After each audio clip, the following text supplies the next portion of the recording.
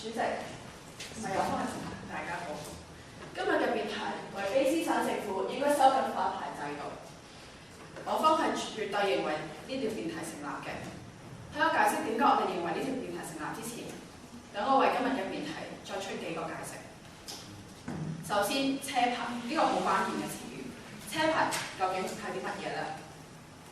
你試想下，當你揸住架車係一個月黑風高嘅夜晚，喺一條高速公路上面駕駛，然後你見到咦側邊都冇車喎，咁你又好心急去到你嘅目的地嘅時候，你就會踩行油去啊去。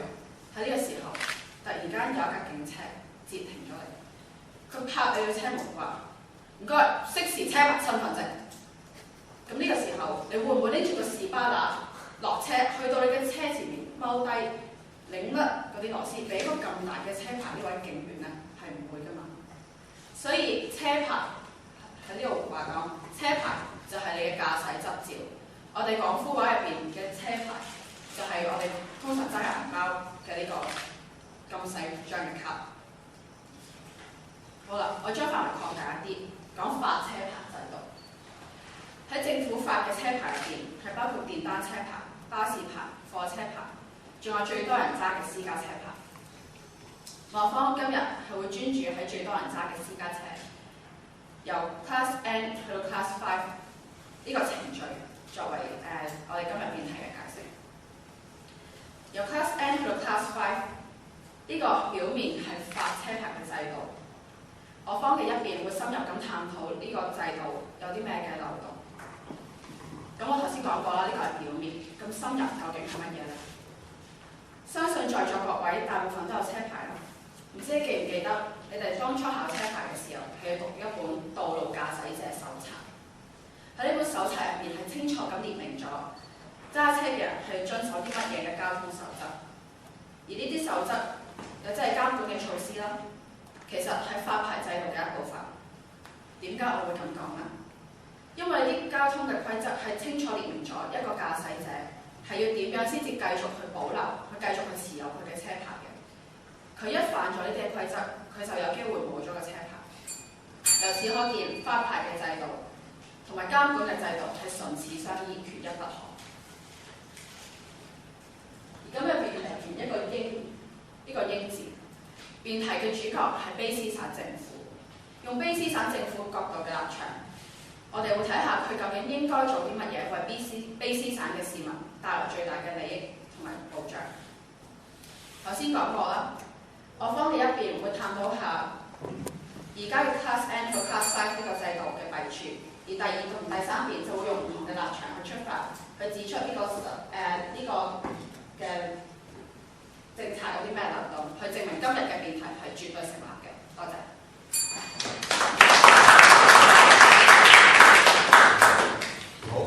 正方嘅主席係用咗3分14秒嘅時間，係唔需要扣分嘅。而家有請反方嘅主席嚟發言。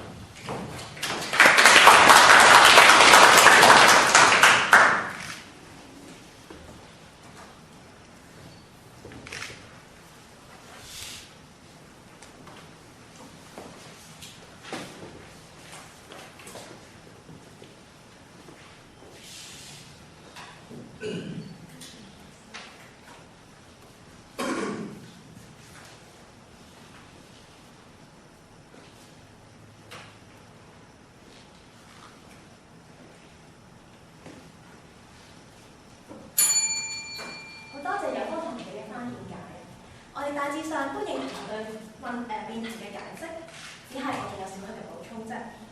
喺呢個收緊發牌制度，整句嘅意思其實係要用唔同嘅途徑，例如延長路面實習嘅時間咯，或者提高令到筆試路試嘅評分準則更加嚴密呢啲方法，去令到市民更加難去得到呢個駕駛執照。其實卑詩省政府早已喺1998年推出咗呢個 Graduated Licensing Program， 喺呢10年裏面亦都做咗多次嘅收緊。我哋而家嘅制度對比其他嘅省份，例如羅賓士域省、安省，都已經非常之嚴。其他省份一般都只需要2年就可以攞到等同 Class 5嘅車牌㗎啦，但係我哋咧就需要3年喎，而且仲有更加之多嘅限制嘅。咁變相我哋今日嘅辯題就再唔係就咁收緊一個制度咁簡單，而係喺一個已經收緊咗嘅制度之下，再要令到市民更加難去得到呢個駕駛執照啊！喺咁嚴謹嘅制度之下，究竟我哋仲有冇空間去收緊呢？究竟就算有少許收緊空間，我哋所得到嘅成效係咪絕對多過我哋付出嘅代價呢？今日辯題另一個重點係應字，一個以民為本政府係應該實行嘅政策必須要有明顯嘅功效嘅，亦都唔應該為市民帶嚟不必要嘅麻煩。更重要嘅係卑詩省政府只係有限嘅資源啊！佢一個英明嘅政府係絕對唔應該浪費納稅人嘅金錢喺一啲好似今日講收緊發牌制度一啲功效未能確認嘅政策之上。容許我講個比喻啊！大家都有聽過《三國演義》火燒連環船嘅故仔啦。當年曹操就帶領8萬大軍南下，如果你係被攻打嘅一方，你會同佢硬碰啦，定係尋求更有效嘅方法呢？當年諸葛亮佢就用咗火燒連環船嘅方法，針對問題嘅重心，用最少嘅力量得到最大嘅成效。同樣嘅道理，卑詩省政府今日要減少交通意外，保障市民嘅人身安全，佢就應該集中資源去針對製造出交通意外嘅重心問題嘅，並唔應該浪費時間、精神去重複實行已經實行咗嘅政策。所以以下落嚟，我今日一副將會針對製造出交通意外嘅問題，同大家分析下再次收緊發牌制度並唔係減低交通意外嘅有效方法。然後我哋嘅義夫就會就收緊制度嘅弊處同大家做出深入嘅剖析。最後我方嘅3副將會進一步以實際嘅例子嚟指出發牌制度嘅效果並唔持久。綜合以上3點，收緊發牌制度並唔係一個可行之策。有方同學你要證實今日辯題成立嘅話，就請舉出確實嘅收緊方針同埋以確實嘅數據支持你嘅方針係非常之有效，利多於弊嘅。多謝各位。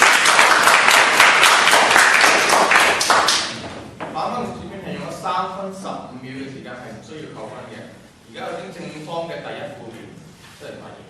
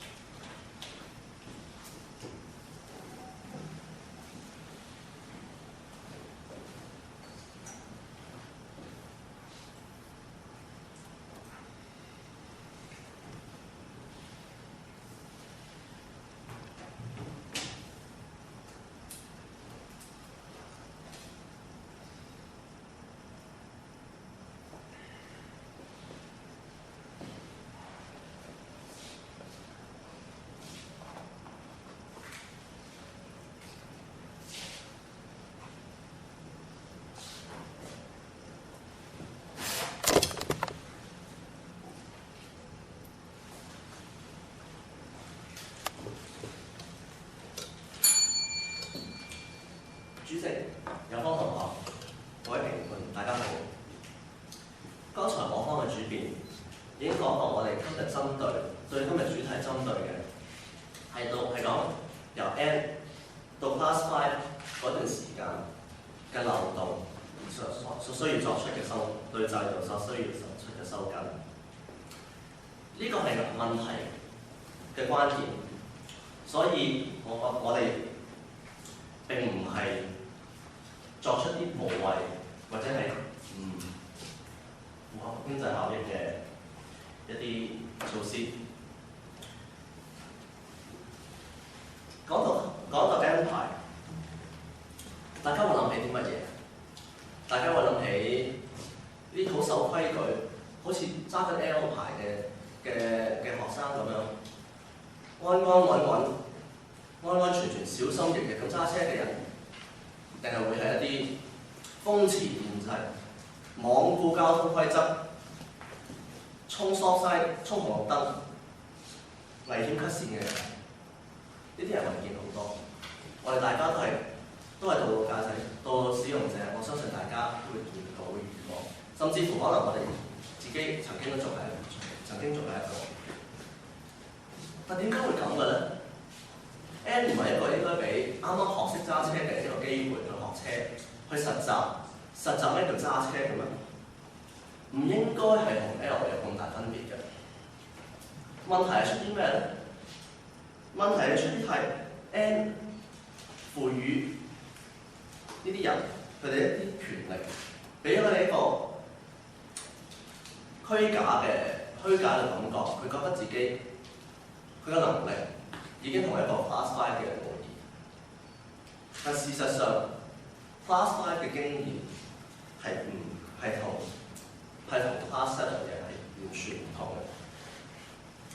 剛才有方同學講到，卑詩省嘅發牌制度已經係全加拿大最嚴謹、最嚴肅嘅。但係我想打個比喻，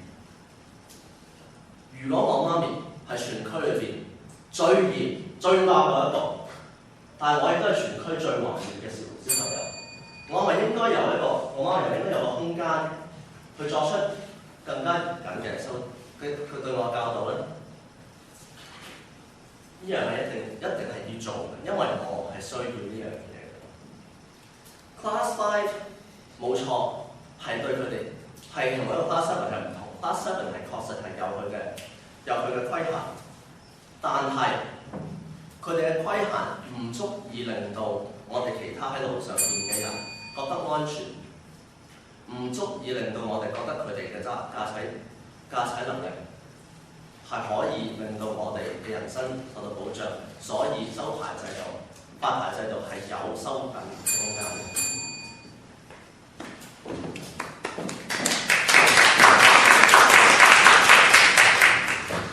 正方嘅第一副辯係用咗3分17秒嘅時間，係需要扣1分嘅。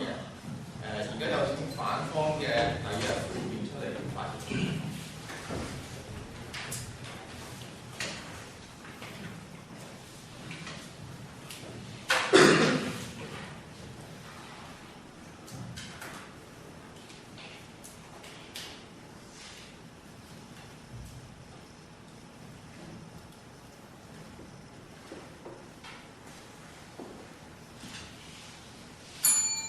首先想澄清一樣嘢，我哋講嘅發牌制度係相當嚴謹，而唔係最嚴謹。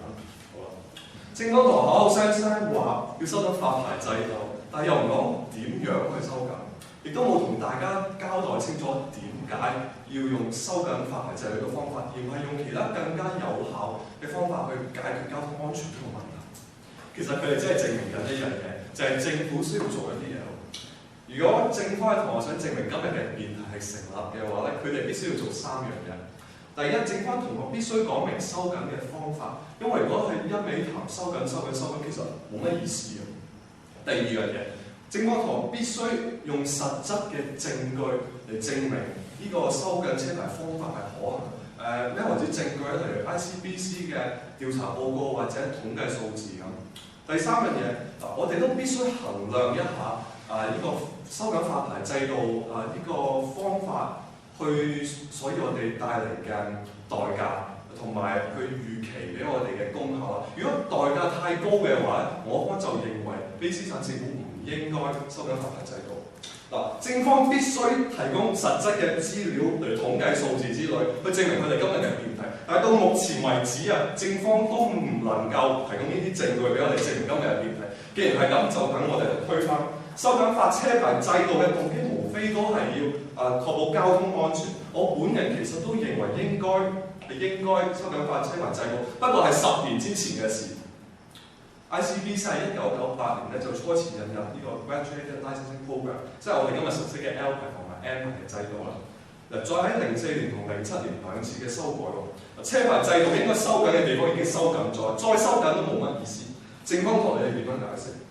我方就認為政府係應該投放資源去研究從其他嘅地方嚟解決問題，嚟減少交通意外，而唔係再三咁樣收緊呢個發車牌制度。正方同學嘅盲點就係佢哋唔能夠睇得到，除咗司機駕駛嘅技術咧，之後仲有好多其他因素導致交通意外嘅。收緊發牌制度喺呢啲因素咧，根本於事無補。用咗俾啲數字大家。ICBC 喺2005年提出嘅一份交通意外嘅統計咧，指出有一半嘅交通意外，佢都係由於不良嘅駕駛習慣導致，例如超速啊、跟車太貼啊、唔讓人等等。1/3嘅交通意外咧，係因為司機揸車時係分心啦、醉酒駕駛，甚至乎佢太過攰、眼瞓。其他導致交通意外嘅原因咧，包括天氣啊、路面情況啊，或者甚至乎係汽車故障等等。嗱，以上種種嘅因素咧，都唔係話收緊發車牌制度可以解決嘅喎。我哋需要對症係針對問題嘅本身，所以 BC 省政府應該用最少嘅資源嚟達成最大功效，而唔係盲目咁重複一啲已經實行咗嘅政策。多謝。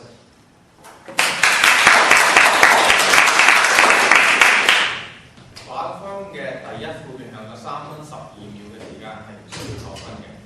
好，而家聽咗4位辯論員嘅發言之後，我哋而家休息1分鐘時間。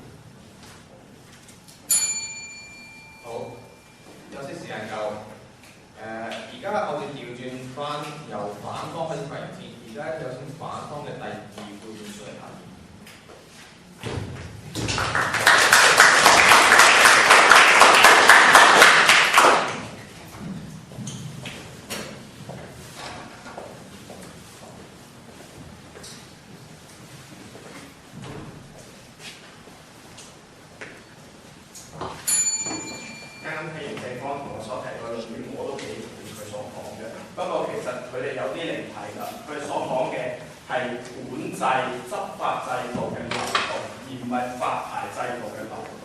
頭先好似正如主編所講，如果好似一架越級谷高嘅夜晚，你揸架快車，咁樣你都係一架警車嚟追佢啦。咁其實唔關發牌制度事㗎。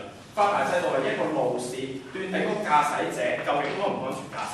咁樣其實單一呢個路試係證明唔到或者保證到佢之後路試都係會安全駕駛㗎嘛。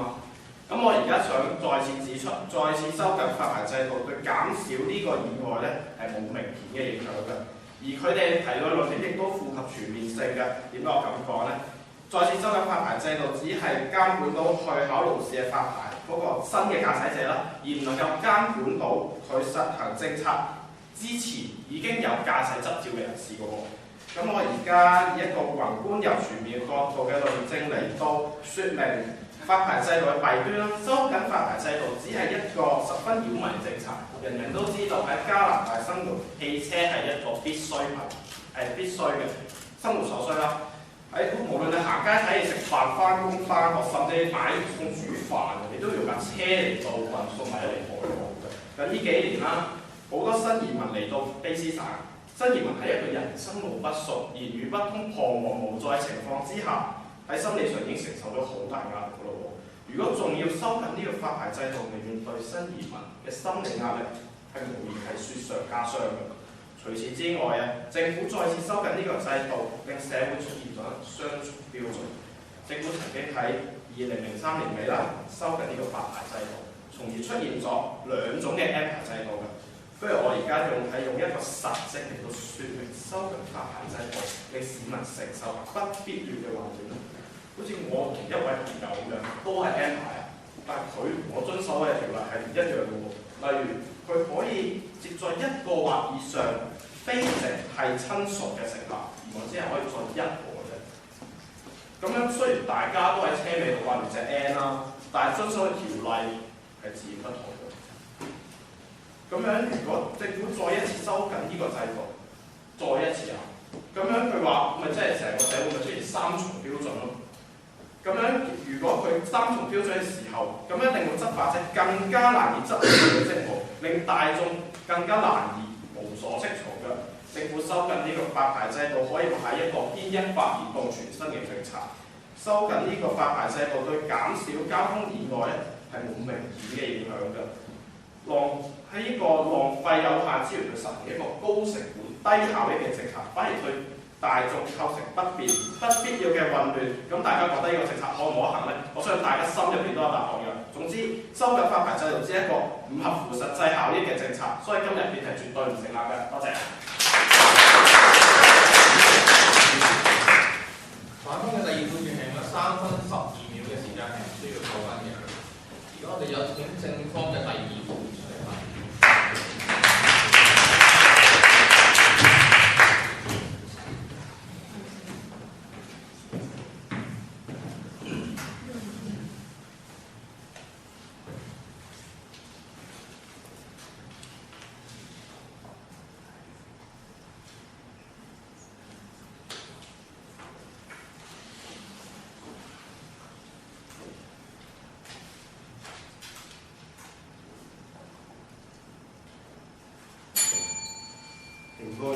主席，有方，我好。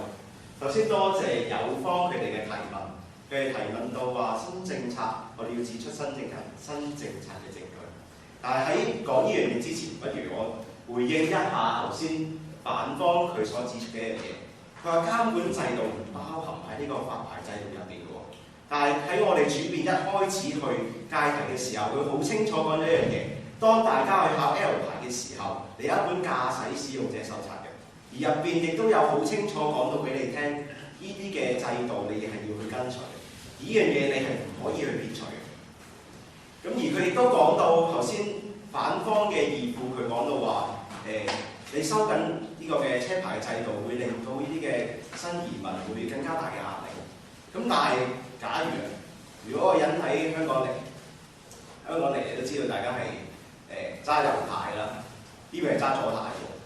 咁如果佢喺喺某程度上佢唔係要去有翻少少嘅訓練，或者喺呢邊去適應下，根據呢個發車牌嘅制度去落嚟去適應下嘅話，咁其實好危險喎對我哋嚟講。咁呢樣嘢係我哋要好值得去諗下。而有方一直喺度講話呢啲嘅新政策冇乜功效冇乜用，但我諗忽略咗一樣嘢就係呢啲新政策，我哋唔係去延長考車牌嘅時間。延長嚟講咁嘅，你會覺得成效唔大啦。而家我哋講緊嘅係用一個更加唔同嘅政策去處理呢個問題啊嘛。所謂收緊，其實係有唔同嘅定義嘅喎。咁讓我再重申一次我哋正方我哋嘅論點係針對住 N 排到呢個 Class 5呢2年嘅時間所入邊嘅漏洞。根據《道路交通安全使用條例》入邊講到一樣嘢，扣分制，一個扣分制係俾啲乜嘢嘅人咧？係Class 5嘅駕駛者啦，亦都俾到 N 牌嘅駕駛者嘅。而佢哋分別每人Class 5嘅駕駛者，佢哋有10分嘅扣分制度，而 N 牌佢哋係5分嘅。咁而呢個5分其實對佢哋嚟講，都有1至2次嘅機會，佢哋可以去衝紅燈啦，佢哋可以去打燈轉線唔打燈啦，衝呢個 stop sign 啦，等等呢啲咁嘅嚴重嘅嘢嘅，佢哋都會覺得冇乜嘢。就算佢哋真係被捉到嘅話，佢哋扣嘅分數，佢哋都仍然都有另外1次機會去扣嘅。咁而呢啲嘅分數對佢哋嚟講其實唔係好重要。最重要一樣嘢係乜嘢？因為你過咗1年之後，你生日之後，你仍然可以，你將你嘅分數可以自我增值。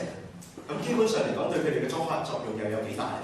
咁既然係咁嘅話，其實我哋可以去諗下呢個制度，其實可以諗下，不如試下佢哋1次機會都冇啊！佢哋一衝紅燈就釘佢哋牌啊！對佢哋嚟講，其實呢啲咁嘅措施，其實佢哋會有一個好大嘅警惕。而喺呢2年入邊，佢哋會覺得會訓練到佢一個好安全嘅意識，去諗到點樣去呢個揸車。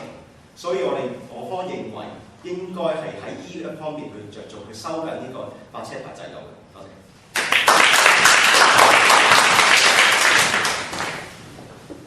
反方嘅正方嘅第2副辯論咗3分24秒嘅時間，只要扣2分。而家有請反方嘅第3副辯論發言。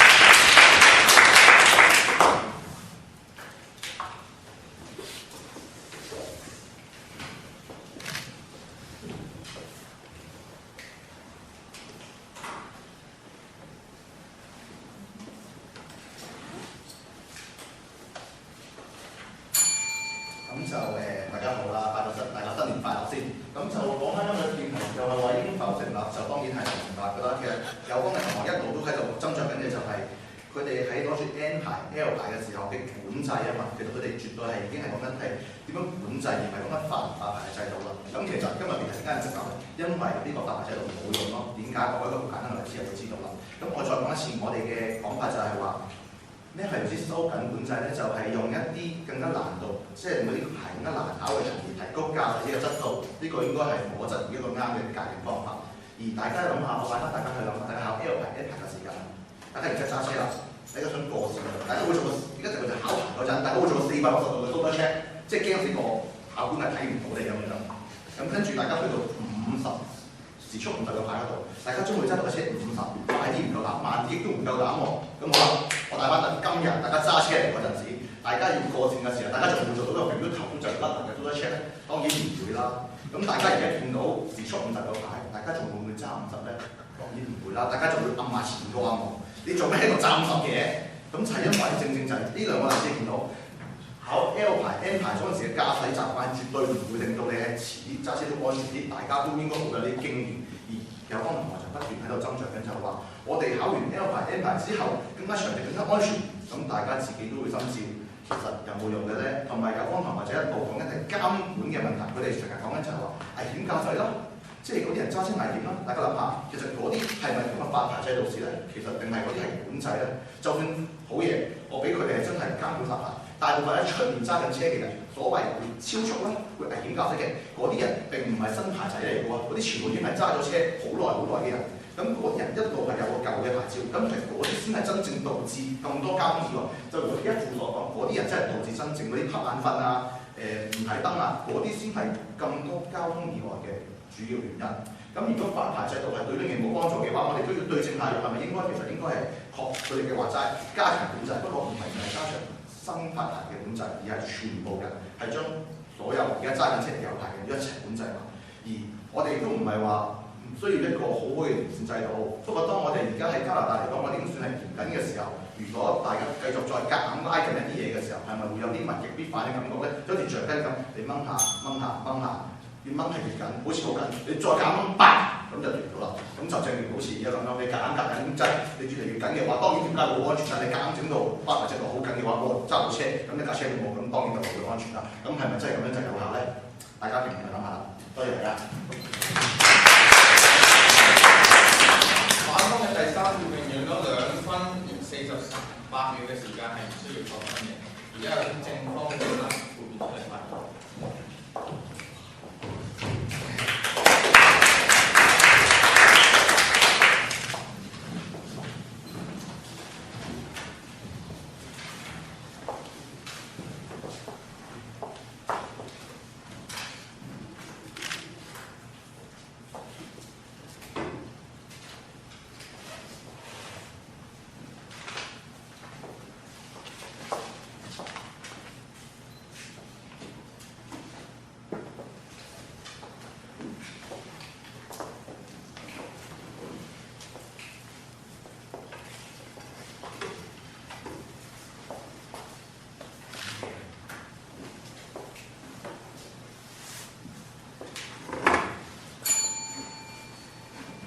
評判主席有方同學，大家好。聽完有方所講嘅嘢，我覺得有方有啲論點啊，對我哋實在太好啦。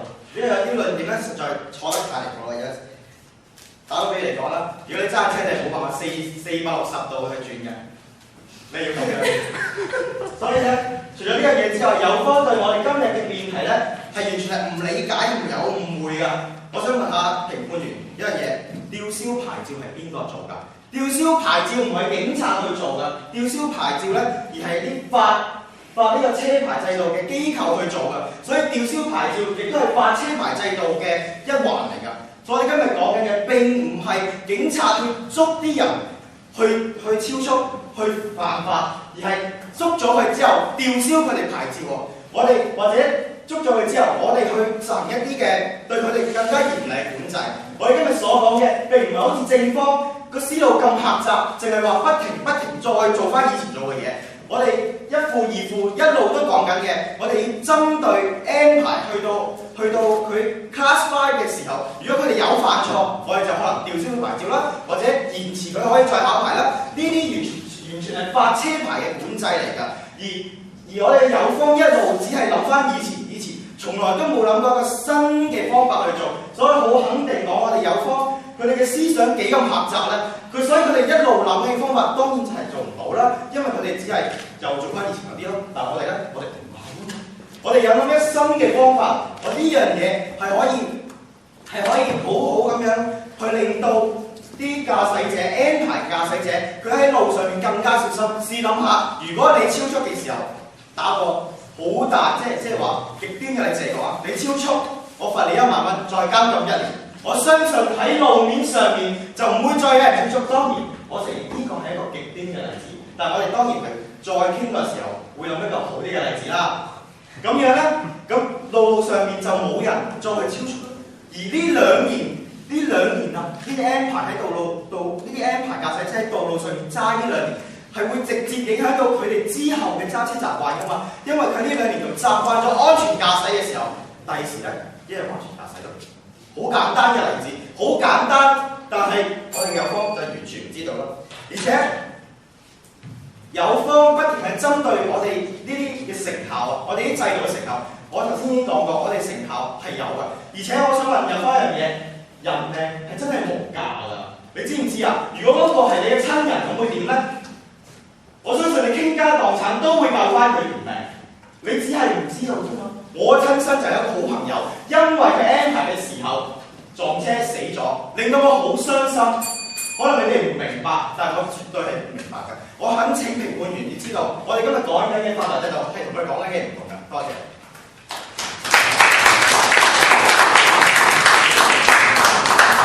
警方嘅第三條用咗3分09秒嘅時間係唔需要扣分嘅。好，聽完8位辯論員對呢個發牌制度嘅講解之後咧，我哋而家要休息1分鐘。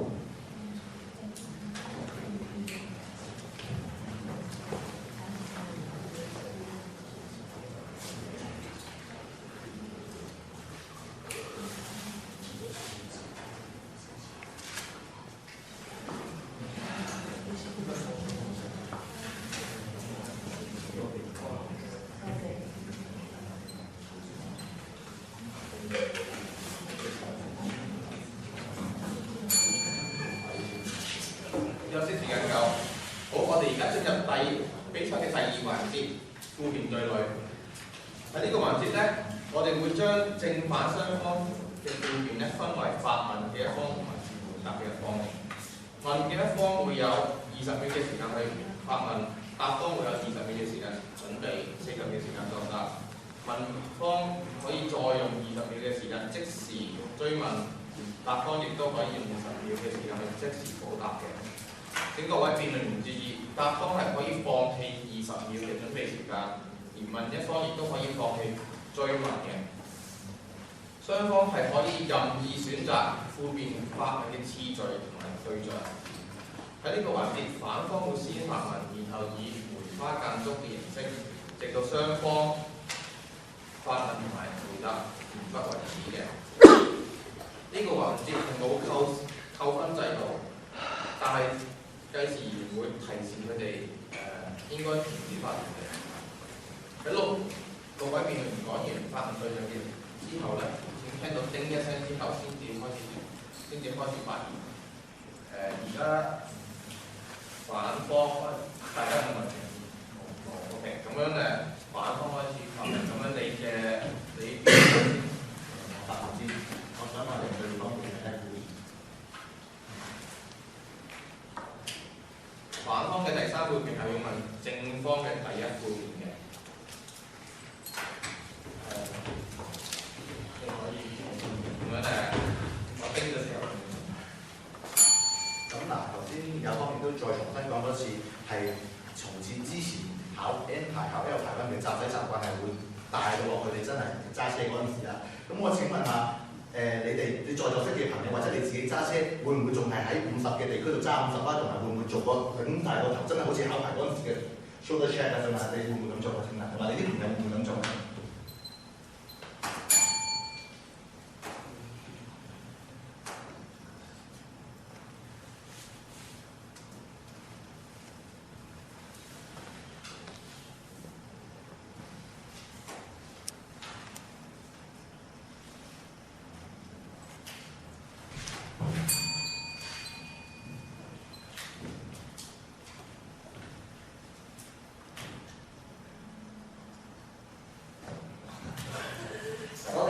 我哋當然係唔會啦，因為而家嘅制度根本上唔夠嚴謹，令到我哋促使我哋去做呢樣嘢。而且 shoulder check 同埋擰頭去睇呢啲嘢，其實唔係唯一一啲可以令到你嘅揸車嘅安全性提高嘅嘢。當你揸車嘅經驗提高，當你足夠經驗嗰陣時，你睇嘅已經可以足夠，可能可以足夠令到你揸車當時轉線係嘅安全嘅。所以只要佢哋嘅經驗或者佢哋學習係夠嘅話，佢哋就可以係應該係可以去應付到嘅。咁就你都識講啦。頭先個50，你仲話要收緊，即係要行50都唔得，要行10公里嘅都知道安全啦。同埋我都問下，即係你係話有足夠啊？就係往往而家大部分以為就係啲人自己以為足夠安全而唔足夠安全，所以咪成日撞車，就係屋企門口咪撞車咯。呢個機會率好大嘅，呢個數字上係有統計數字嘅。咁你點解釋呢啲嘢咧？冇錯啊！而家就係有咁多事件發生，所以我哋需要用我哋嘅方法嚟收緊條例。我哋就話而家嘅條例係未夠緊，所以先至要再收緊條例嘛。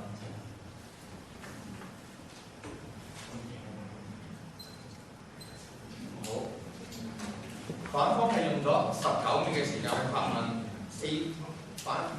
正方用咗40秒嘅時間作答，反方再用21秒嘅時間去質詢，正方再用17秒嘅時間去反駁嘅。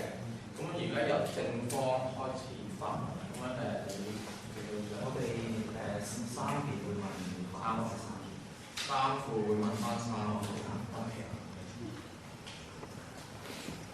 咁樣咧係由正方嘅3副問反方嘅3副。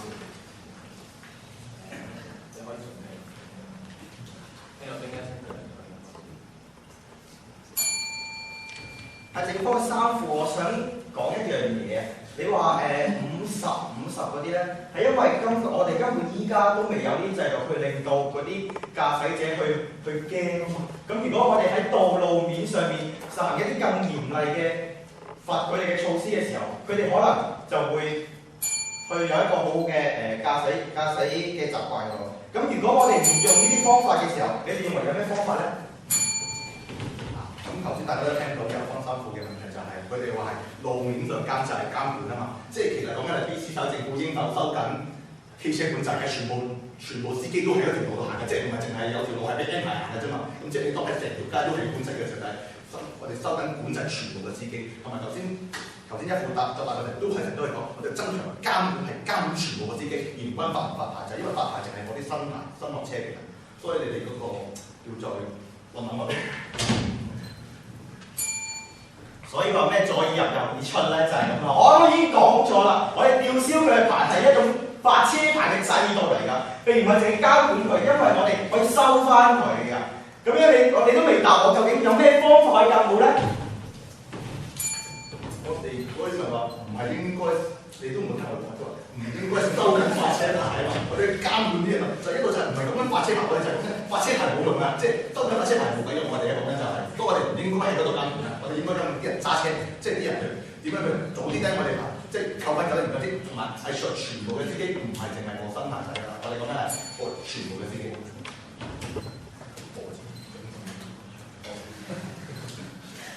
正方係用咗23秒嘅時間去發問，反方用咗28秒嘅時間去作答。正方再用14秒嘅時間去質詢，反方再用20秒嘅時間去反駁嘅。咁樣咧，而家有請反方。一方係答副，一副問2副，反方嘅1副會問正方嘅2副。好，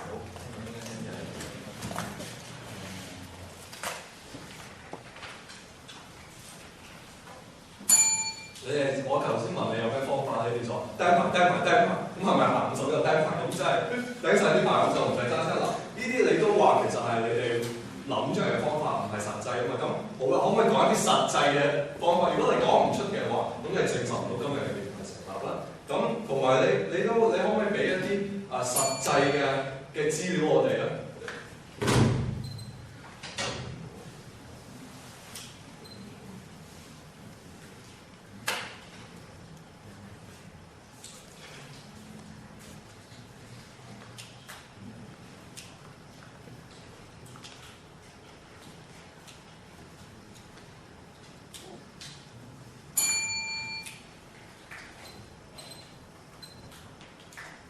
想問咧，有咩制度唔係諗出嚟嘅？呢個係一個問題喎。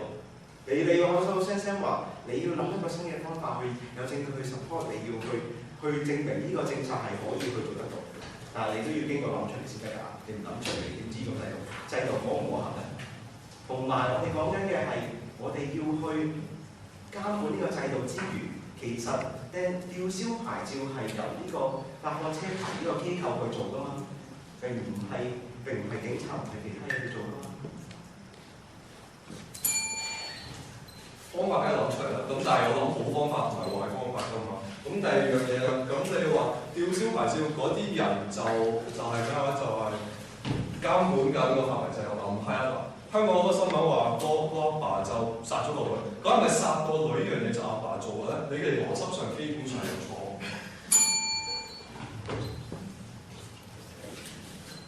有冇覺得？有。可以㗎啦。你點知為之一個好嘅方法，即係唔好嘅方法咧？你證明唔到邊一個係好嘅方法，或者證明唔到一個唔好嘅方法。但係最主要嘅嘢就係，你都唔能夠證明我哋個方法唔夠好嘅喎。你可以講話以前嘅方法唔夠好，但係你可唔可以話俾我哋聽，我哋而家所講嘅方法係唔可能咧？得㗎嘛？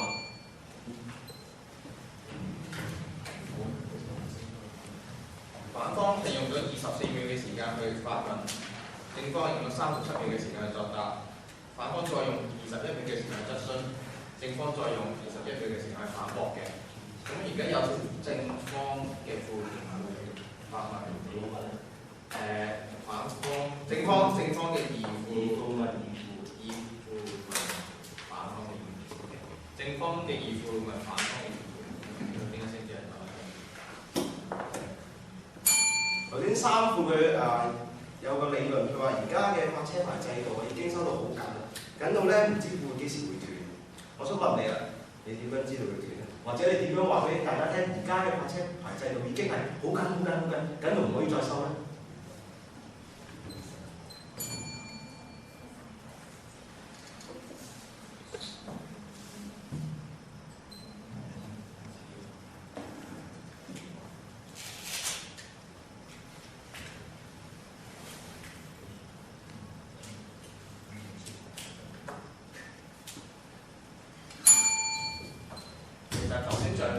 一個例子嘅啫，你會唔會掹爛個車牌？兼且其實你話收緊，咁樣其實收緊啲乜？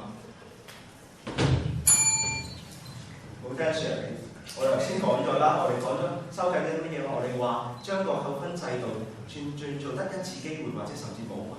你走去衝紅燈或者乜嘢嘅話，俾警察捉到嘅話 ，ICBC 係有權去吊銷你嘅牌照嘛？呢個就係其中一個發車牌制度入邊所講要附帶嘅條件啦，從而佢哋去增加佢哋嘅安全意識咯。頭先你都講咗，其實話衝紅燈嗰啲其實管制唔關發牌事嘅，係警察做㗎。衝紅燈嗰啲唔係 ICBC。好，正方係用咗16秒嘅時間去發問，反方係用咗11秒嘅時間去作答。正方再用23秒嘅時間去質詢，反方再用8秒嘅時間去反駁嘅。我想提示辯論員，其實咧你如果仲係發緊言嘅話，就算你坐低，我哋都仲係會計時嘅。咁樣咧，而家由反方嘅第二副辯，你嘅發問對象只有正方嘅3副。咁樣準備好嘅話，我哋就開始。好啦，頭先我哋第一環節，我哋反方都已經徹底推翻咗正方所講嘅發車牌制度可以減少交通意外率點啦。除咗交通意外，正方能唔能夠提供一啲確實嘅理據證明今日辯題係成立咧？如果你哋冇即係整唔到一啲合理理據俾我哋嘅話，咁樣今日辯題絕對成立嘅。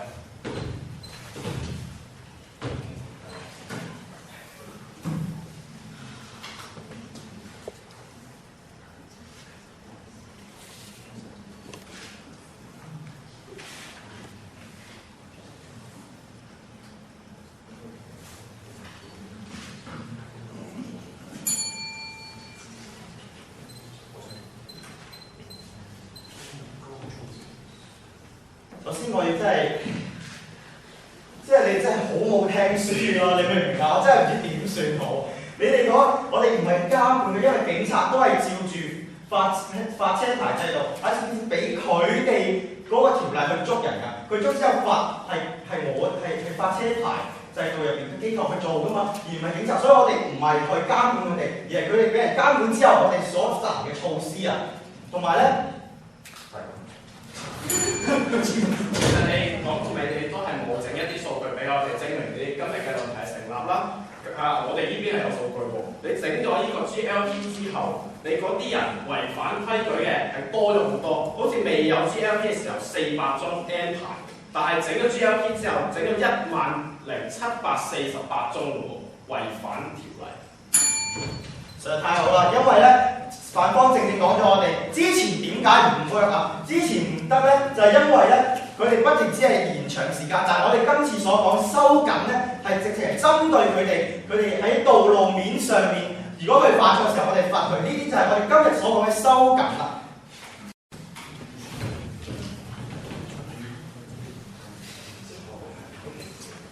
反方係用咗22秒嘅時間去發問，正方用咗32秒嘅時間去作答。反方再用21秒嘅時間去質詢，正方再用20秒嘅時間去反駁嘅。咁而家我哋剩翻嘅就係正方嘅1號嘅1分，最近只有反方嘅1。好，準備好個我哋傾一傾就開始。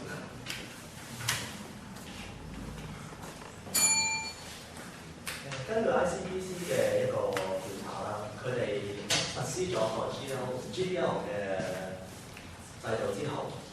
失事率係真牌嘅失事率降低咗16%。咁想問下你啦，咁樣算唔算係冇成效咧？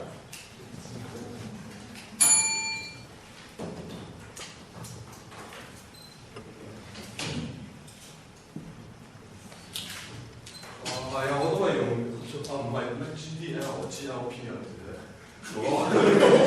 係啊，係的確係少咗16%，不過係，但係個 N 牌又點咧？N 牌原來45% 係更多可能性，45% 更多可能性發生交通意外，而且係更加嚴重。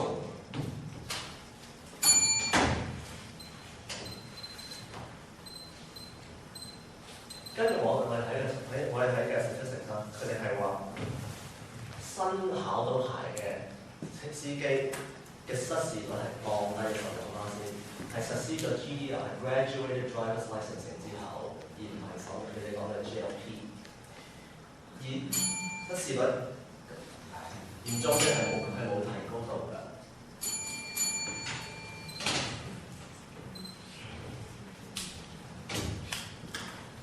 其實你哋都冇聽書。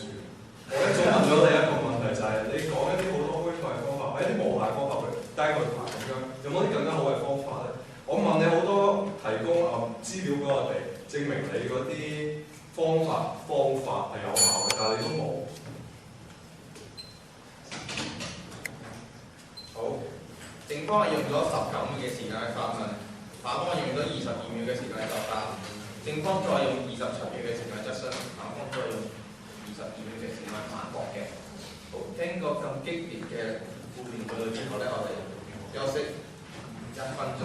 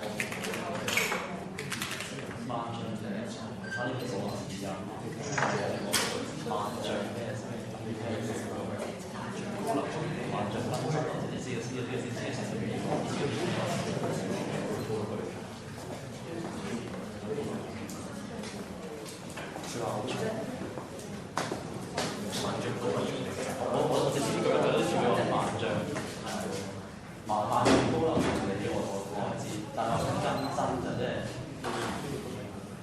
你意思係咩先？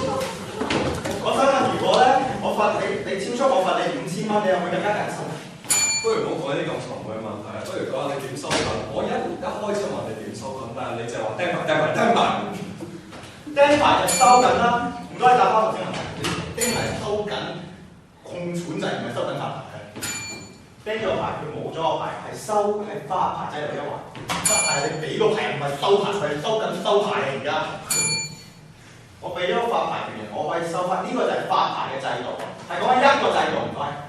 你唔記得咗我第3樣嘢就係要討論代價嘅嘢咯。人命係咩？人命嘅代價係乜嘢？咁樣，但係人啊，人命係重要，但係你唔方便，你就試下媽媽連身都冇用啦。冇錯啦，就係咧代價嘅問題啦。如果照我哋正方所講嘅咁樣去收緊咧，係1毫子都唔使出㗎，只要改幾個字啦，仲有增加庫房收入啊。按你嘅邏輯咁，即係禁止隻所有車唔使行，騎馬咁唔好撞死人咩？更加好。唔係禁止佢，係要小心啲。你可以，如果你唔犯法嘅話，就唔係捉到你啦。咁樣你係咪擔保？如果你收緊咗之後，係咪真係會安全咧？但係其實唔係喎，你呢個收緊發牌制度只不過控制嗰班新牌仔，而係控制唔到已經有牌嘅人喎。係咪可以講話呢個嘅收緊制度對佢哋冇阻嚇作用咩？你跟住咪你哋一路都係講緊 N 牌去卡翻你，跟住你而家講埋其他人，咁其實你究竟包唔包埋嗰啲人出在內嘅？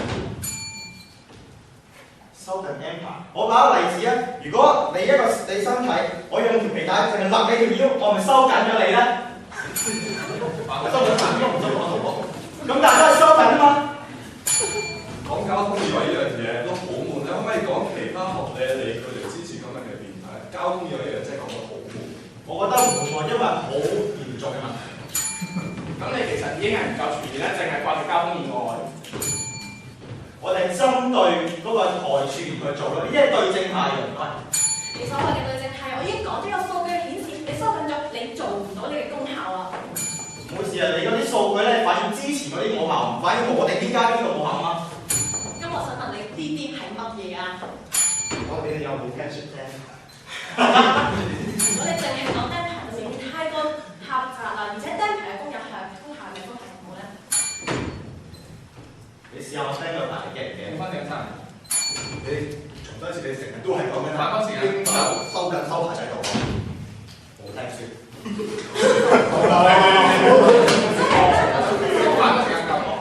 哦，我哋講緊咧呢個，佢實在有誤會啦。我講咗好多次，呢個並唔係淨係監管嘅問題啊，因為我哋係有權去收翻呢啲牌嘅時候，呢個係發牌制度，係成個制度，唔係淨係發牌啊嘛，成個制度係發牌同埋收牌咯。所以反方嘅論點根本就完全係唔成立，而且更加唔全面啊！我哋多謝。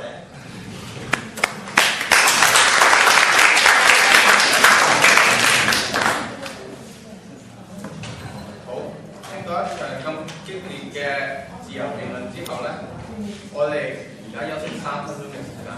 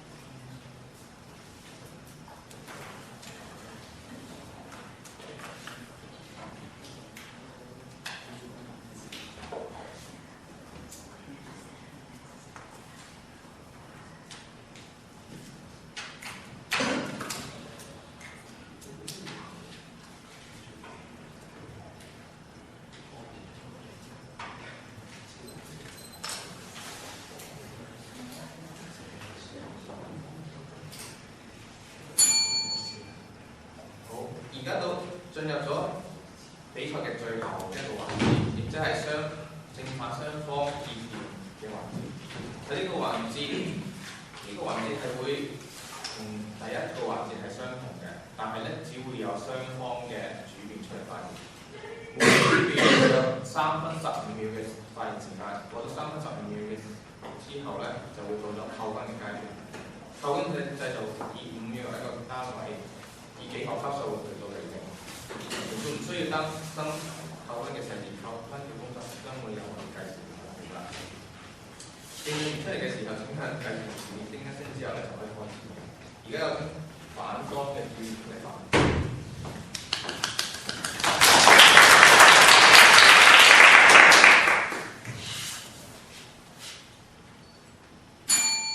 今日嘅辯論都嚟到尾聲啦，等我喺度再同大家重申一次，今日嘅辯題係卑詩省政府應該收緊發牌嘅制度啊，並唔係卑詩省政府應該收緊取消牌照嘅制度啊。其實有方同學同我方一開始辯論已經界定為發牌制度係由 L 到 Class 5嘅。你而家講啊吊銷佢嘅牌照啊，係之後嘅事啦。同埋而家一直只要佢犯錯，你都會嚟吊銷牌照㗎啦。咁樣係唔係你點樣再收緊？其實有方同學一直都冇講過點樣去做啦。其實有方同學嘅一副講過 M 牌係因為有方加2分俾佢扣，所以佢先犯錯喎。咁其實係錯㗎。而家啲人點解犯錯？因為揸得耐車，藝高人膽大啊！佢就覺得我應該唔會俾人捉到，有一個僥倖嘅心理，所以先去犯錯。咁嘅問題就已經係離開咗佢已經係得到咗個牌，離開咗發牌嘅制度啦。而且有方同學佢又講話，要犯1次錯就唔俾佢再揸車啦。咁樣其實係矯枉過正咯，因為太嚴謹嘅制度，你係令到為市民帶嚟太多嘅不便啦。你可以再收緊，但係收緊之餘你要有完善嘅配套㗎。你唔俾佢揸車，你係咪要更加好嘅公共交通工具呢？但係而家問題就係政府資源非常之有限，佢根本就冇辦法做到呢啲嘢。佢哋再去收緊做一個不切實際嘅地步呢，係冇用㗎咯。其實如果以民為本嘅政府係唔應該實行呢啲政策，因為你哋太緊，造成太多嘅不便，只會令到民不聊生嘅啫。等我講一個應節嘅例子俾大家聽下。唔知大家年28有冇洗邋遢咧？假如我要大掃除嘅話，我掃完客廳再掃客廳，咁個客廳係唔會俾第二次乾淨咗嘅喎。又或者我哋去拜年啦，都係想逗下利是咁樣啫。咁但係你探完呢個親戚再探多次都唔會可以有多啲利是嘅。食團年飯年29食一次，年30晚食一次，年初一食多次，親戚係咪會團結啲咧？未必咯。但係一定嘥咗好多錢，同埋食都食到身體唔好啦。所以其實今日卑詩省要再次收緊呢個發牌制度，同以上嘅例子都有異曲同工之妙喎，就係冇乜大功效咯。其實收緊發牌制度主要嘅目的係要減少交通嘅意外。正如我方一副嘅所言啦，主要成因即係今日交通意外主要嘅成因啦，係超速同埋醉酒駕駛。收緊發牌制度嘅係一個被動嘅方法，未必有成效嘅，唔可以解決問題。喺而家嚴謹嘅制度之下，再要收緊，只會製造更加多嘅唔同嘅係都有相同嘅標準，令執法更為困難啦。市民嘅生活更多嘅不便。我方嘅3分清楚指出，考試嘅弊病，你通過咗考試並唔代表你會做一個非常安全嘅駕駛者嘅。總括而言，卑詩省要再次收緊呢個發車牌嘅制度，並唔可以有效減少交通意外頻率，絕對唔係一個明智政府應該實行嘅政策。所以今日嘅辯題絕對唔成立嘅。多謝各位。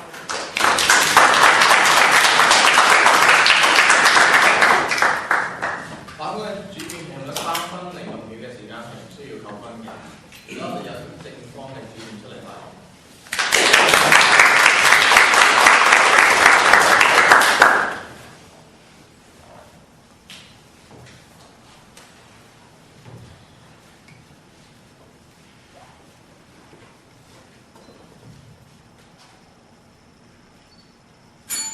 好啦，回應翻頭先有方所講啦，一個以民為本嘅政府係應該去唔好為佢市民帶嚟不便，呢樣我同意嘅。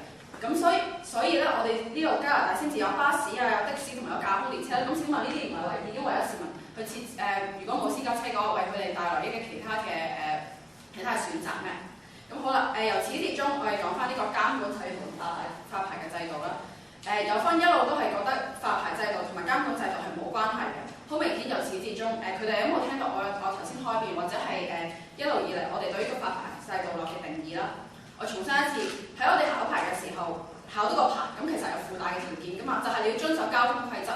咁呢啲交通規則就係呢啲監管嘅措施啦。所以我講多次，監管措施同呢個發牌制度係唇齒相依，缺一不可嘅。咁例如啦，如果你揸咗幾廿年車，係咪就代表你唔使遵守呢個道路駕駛手冊入邊嘅規則啊？係咪你就可以周圍自己揸到去邊都得啊？唔係啊嘛。咁所以喺將呢個制度所附帶嘅條件入邊，呢個全部嘢都已經喺呢個發牌制度底下㗎。頭先對方嘅一邊所講過啦，佢有統計話過飲醉酒啊、揸大膽車呢啲都係意外嘅構成意外嘅成因啦。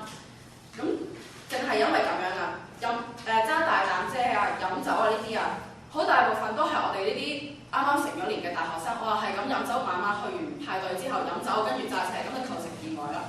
呢啲心智未成熟嘅年青人啊，咁所以我哋去收緊呢個由 L 至到 M 牌嘅時候，係有助去減低呢個意外嘅發生嘅。好啦，等我而家同大家講下一個日本嘅童工嘅故事。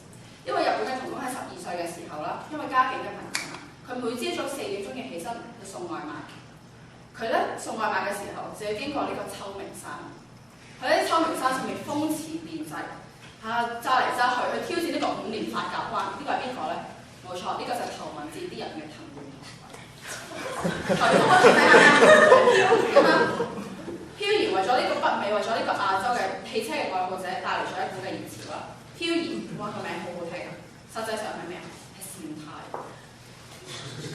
頭文字 D 嘅愛好者都會知道啦。藤原拓海喺高三，即係18歲嘅時候，係只得18歲嘅時候，佢漂移，仲有佢同其他人係挑戰其他人，講嘅重點係練車。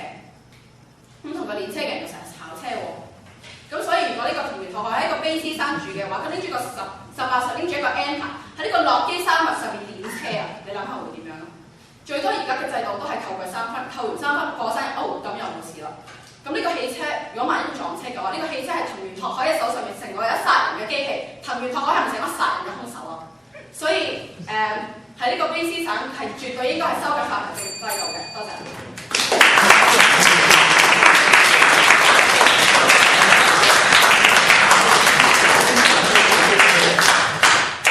正方嘅主辯係用咗3分定秒嘅時間嚟到發言嘅，係唔需要9分。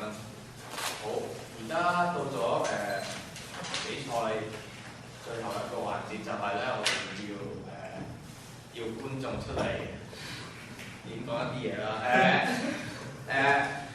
你3號你嘅啦，我係啊，你覺得今日其實咧有一個領域咧係正方完全冇打到嘅，就係咧發車牌制度咧，除咗講係新牌仔，即係17歲或者18歲嗰啲啱即係學嗰啲人去考個車牌之外，嗰種發牌制度仲有嗰啲40幾歲好耐都冇揸車，佢冇咗個牌，佢再去攞牌，嗰種都係發牌嘅制度嚟㗎嘛。即係好似我阿媽咁，佢過咗嚟，即係好耐冇揸車真係，跟住過咗嚟佢攞個牌。佢同嗰個 officer 問佢你揸車，你前2年有冇揸車咁樣？跟住佢就話有咁樣，咁佢就俾個牌佢咯。咁究竟嗰個牌係咪真係即係覺得佢係有咁嘅能力，有平時揸開車嘅人嘅能力，佢俾個牌佢，一定係純粹係信佢你有揸車，冇俾個牌你啦。咁嗰度其實好大嘅漏洞嚟嘅，即係我阿媽係好生手，但都俾咗個 full license 佢咯。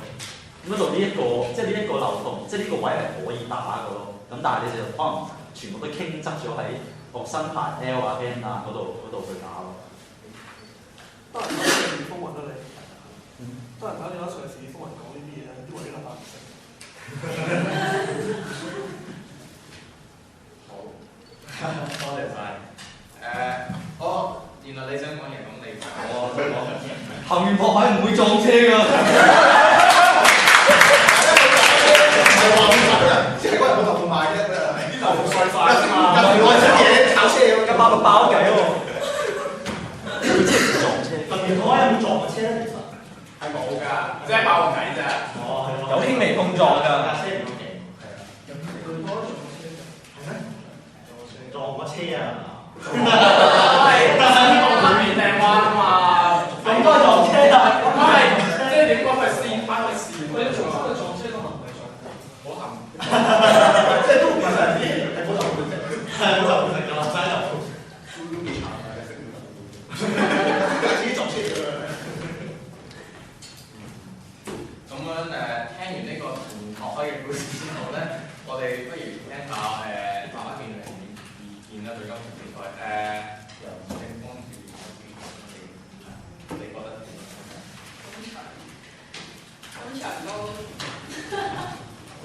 都幾好咯，即係打得其實比我今次第二次打比起上次好似今次個氣氛啊，樣樣都好似舒服啲，即係好。雖然今次嘅準備都係真係冇咁做，但係水源不足咁樣嚟到呢度，咁但係係咯，即係覺得好好嘅一個交流。感覺上打咗第3次，今次係咁多次係最好玩嘅一次咯。因為即係自由辯論啊，或者辯論類啊，咁個感覺係最好嘅咯。雖然都頭先阿張叔講咗啦，即係佢話我哋個準備唔係好足啦。其實我哋今次嘅準備時間係比之前嗰幾次嘅時間係多長啲嘅，只不過我哋係臨到去琴晚嗰陣時咧。因為同各位朋友傾過，咁就發覺其實我哋呢邊係完全係零壓力，所以就要全放。係啊，啲後代係咁啲後代啲壓力就壞晒，所以咧由頭再嚟。我好同意，即係今場係好好玩，因為我諗輕鬆啲講，我諗我哋今次真係冇乜所謂，即係當交流咁，我哋即係放啲都唔怕嘅。咁所以即係變咗我哋對我哋嚟講都好。咁佢都講到其實係即係我諗準備方面係好奇怪，係因為係唔知點解臨到出嚟又從頭再做過咁樣。咁但係又俾我哋學到另外一樣就係其實變咗我哋唔會讀死個咁緊要。即係呢樣嘢對我哋嚟講亦都係一個好大嘅即係幫助，或者一個好嘅學習嘅地方。我都好承認，即係UBC CCF 係真係一個好好嘅對手咯。即係我哋同佢，我哋打3場啦，呢一場係真係我覺得係最難學嘅。好多謝晒正方嘅同學。咁樣反方咧，多謝你哋同埋。你哋真係有好強嘅實力，好俾高大壓力我哋。尤其是今次嘅辯題對我哋唔算非常有利啦。咁我哋都一路做準備嘅時間都比較辛苦，同埋咁啱過完咧，好唔得閒咯。如果我哋係即係傾咗2次，咁我哋就打比賽，咁係對我哋嚟講，對我哋平時要準備比較耐嘅時間咯。咁但係今日嘅比賽係，我覺得係精彩。今日嘅辯論好似好多花好大篇幅都係講緊字嗰個 definition 同埋佢收緊啊監管嘅關係。咁對咗件事嘅本身咧，嗰個時事都其實唔係咁多嘅交流。咁我自己辯論嘅經驗又唔係好多，咁就唔識點樣可以撇甩嗰啲咁樣嘅糾纏不清嘅。一個好好嘅機會。今次係我第3次打啦，但係呢次真係鑑於新年時期啦，同埋考 midterm 咁樣資料真係做得唔足嘅。咁樣不過好彩啦，有最嚴裝嘅訓練總監陳君如先生喺凌晨1點鐘佢俾料我嗰個作啦，同埋另外一個低咗腳嘅阿豪啦，佢都係3更半夜3點鐘特登翻嚟俾料我啦，咁樣係多謝阿豪，真係多謝佢哋阿豪。咁樣我先某個篇文出嚟，不過其實我今日覺得係打真係幾有壓力㗎，幾好嘅對手我覺得 UBC 係啊。多謝之前嘅要加強佢啦，要多啲評判咁早起身嘅，即係星期六公民講我早起身咁，大家都應該咁就係咯，幾好玩啦，通常就係咯。同埋我對佢衫褲都即係比較舒服嘅時候，所以幾好玩嘅，係真係好好啊！唔使講啦，幾好玩，所以都幾好玩。好，多謝晒8位辯論員嘅發言。咁樣我哋不如到評判對佢8位辯論員嘅辯論嗰度啲意見。黃君先生都幾好啊！但係我覺得我係咯，永遠都係直接挑嘅喎。咁策略上啦，我覺得兩個策略上都有少少問題。你反方先啦講，係我明白你哋話唔夠料啦，但係有陣時候你話你一副咁樣，你話你哋成日好唔想執着喺啲時間上面。當你攞住 N 牌嘅時候，你犯錯係嗰個係監管，但係問題係當你犯錯嗰一刻，佢就係會攞你呢個 record 嚟 decide 你會唔會再發牌俾你嘅，呢個係發牌嘅制度。咁其實佢哋已經係好明確咁樣樣啦。即係當佢哋講1-2次，可能個評判未 grasp 到嗰陣時候，你哋就即係呢度混淆視聽咁樣樣，咁其實就係一個好嘅策略啦。但係當佢哋講咗6-7次啦，你哋都仲繼續講，我就覺得你哋算咗明文不靈咯。有少少，即係呢個係策略上。咁你可能即係覺得我呢個可能冇得打喎，咁你咪當佢左啲入右啲出嚟索，唔見咪算咯，你唔需要喺度又追問咯。同埋你哋都其實都有好多 point 可以打啊，即係你年齡啦，咁其實有時候啲即係撞車啊，都係得10零歲嗰啲撞車㗎嘛，你有成場 debate 都係冇 break up 過個 age 嘅問題嘅喎，咁其實。係咯，你收緊咁點樣收緊咧？咁樣你都可以話咁 ineffective 嘅喎，我哋唔可以話分一個 regulation 出嚟話我哋淨係執着啲窮嘅，即係一個即係完全係窮嘅或者比較年輕嘅或者即係學分係唔好嘅 student 咁樣係我覺得都 incorrect 㗎嘛。咁你可以咁樣話咁樣就 ineffective 咁樣都可以係一個打嘅方式咯。咁而領地咧，你哋又唔挑剔，咁佢哋成日喺度挑剔你哋話點樣去收緊啊咁樣。咁你哋講咗啦，但係佢哋都繼續挑剔佢。但係你哋都可以問佢點樣可以用第二，佢哋成日喺度講話有 alternate solution 啊嘛。但係你哋又唔追問佢哋有咩 alternate solution 嘅喎。呢個唔使 fact 㗎，其實你只係去到話咁你又挑剔我哋都可以挑剔你嘅啫，係咪先？你哋做即係做正方，其實你哋可能個 mindset 就係我哋做正方，我哋要視聽咁樣，但係其實唔需要嘅咯，係嘛？佢哋 bring up 咗一啲嘢咁，你亦都可以，哇唔得喎，我覺得唔啱喎咁樣。其實呢個係好 effective 去嘥時間嘅 strategy 嘅。起身我覺得咁你解釋下你哋點可以喺發牌管制以外嚟減低呢個撞車嘅機會啊咁樣，只係一個好簡單嘅問題啦。你又咁做到啦，係咯，唔少。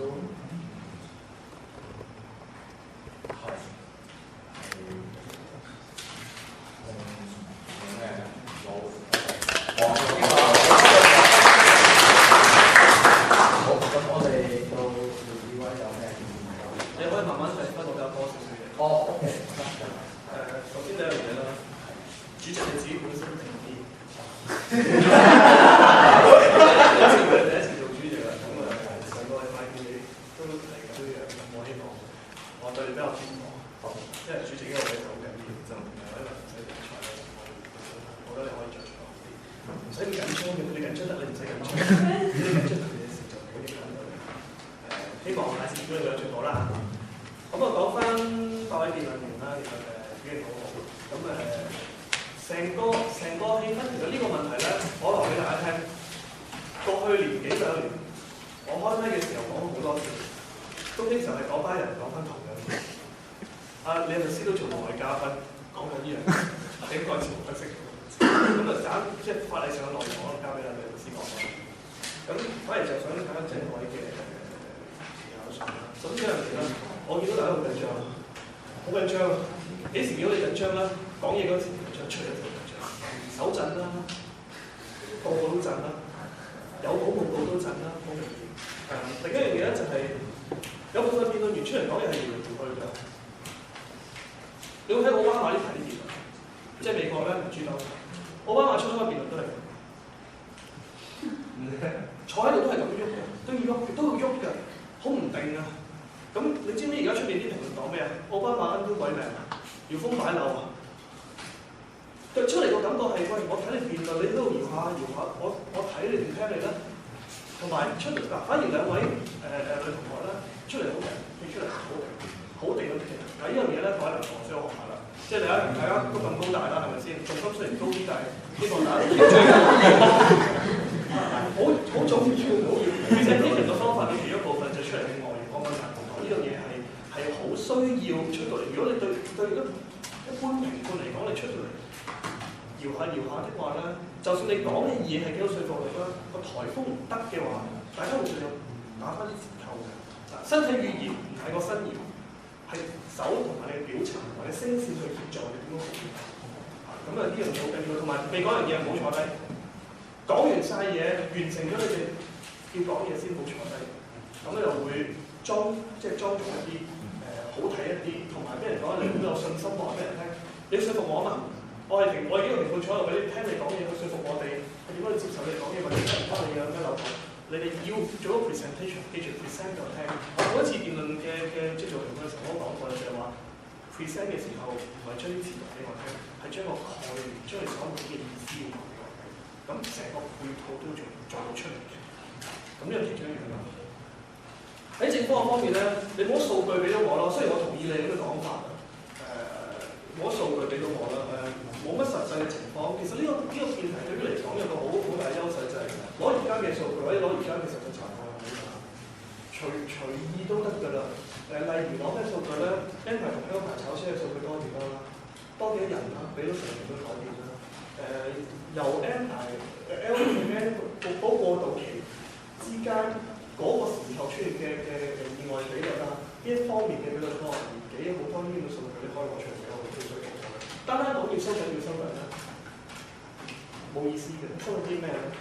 呢樣嘢好重要啦，亦都應該係可以睇到一個，你可以建立一個架構出嚟話俾我哋聽，成個制度問題，甚至乎你可以其實你做到嘅，可能做到就係喺個根源可以打起，就話本身發牌制度之間嘅漏洞，所以你要收緊，甚至乎變成一個 defeat 咗舊嘅制度去革新嘅。如果你可以建立到個 picture 出嚟啦。好，你哋就推翻咗舊嘢，就冇建立新嘅出嚟嗰個渠道。呢樣嘢係爭落啲，即係冇嗰個更強嘅力量去令到我相信所謂收緊係真係實際嘅收緊。例子幾好啊，唐文治啲都可以諗到，佢都幾好，我幾中意。唐文治啲識字嘅。呢個幾有趣啊，雖然唔係有少少唔係好合適嘅，因為一來唐文治都有呢個嘢啦。二來新牌仔唔識揸咁多嘢啦，同埋挑戰係得嘅，呢樣嘢嘅係反方嗰方面咧，啲論調好似反對黨。每一日見到即係省嘅新民主黨都係反對嘅方式嘅結構。其實咧有少少想提出嘅可以考慮下咧。當你講到話發牌制度等於吊銷牌照，吊銷個牌照制個制度或者個結構咧，呢個講法係唔太妥當。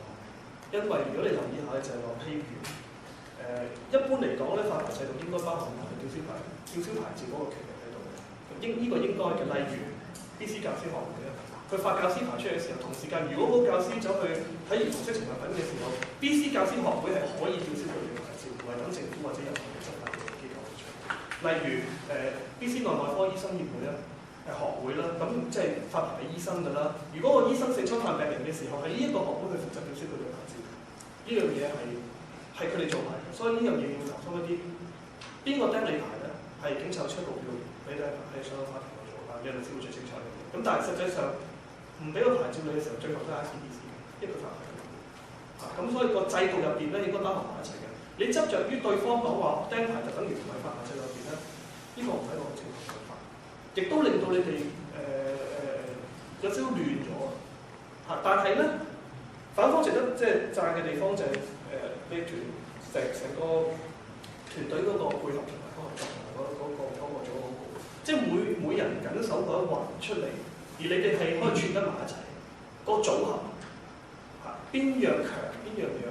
譬如我自己咁講，我唔知呢啲你會有心做嘅參詳。主辯係立咗題，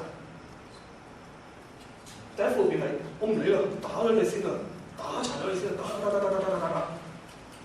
執咗你先，執到咁上下之後，第二副辯係輕描淡寫，慢慢咁去補翻你哋打緊嘅時候咁啊。譬如第一副辯就講啲係有立位嘅，第二副幫你填翻。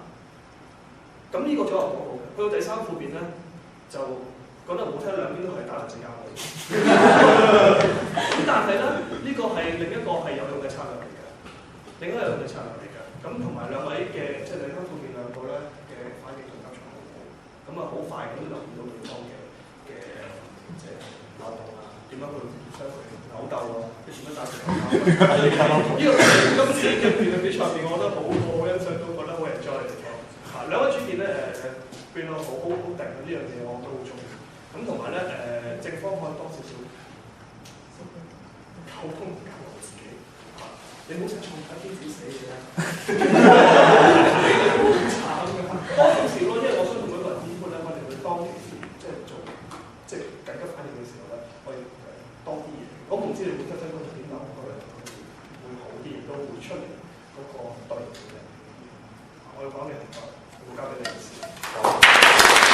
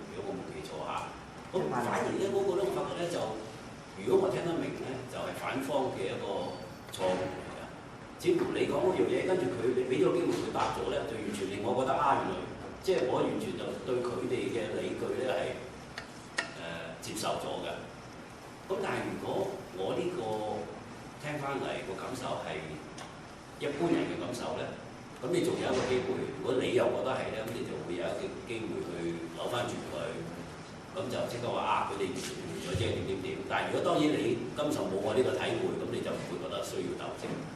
多謝。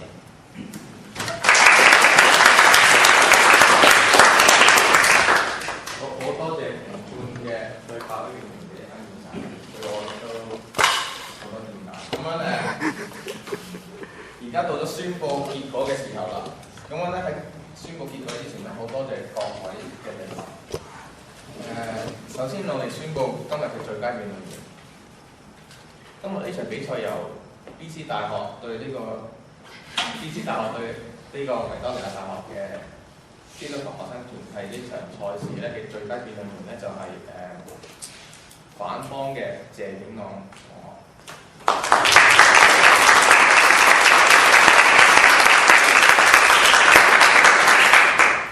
順帶一提咧，其實黃志華咧都係同謝景朗係同分嘅，即係有一個係正選，有一個係次選嘅。咁但係咧，其實係評分裏面咧，就謝景朗就係領先嘅。咁所以咧，謝景朗就係今日嘅最佳辯論員。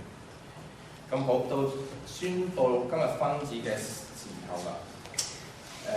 黃君先生嘅一票，今日佢俾正方嘅同學就係709分。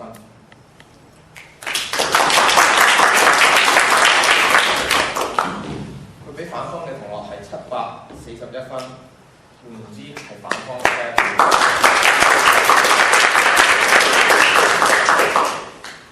好，李律師先生嘅一票，佢俾正方嘅係585分，而俾反方嘅係590分，反方再多。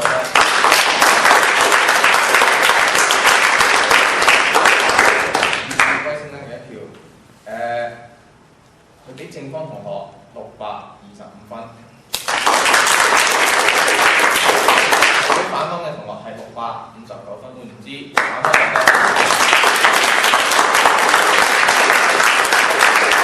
今日咧係由 BC 大學基督徒學生團係勝出呢場賽事嘅2-3分呢個分數。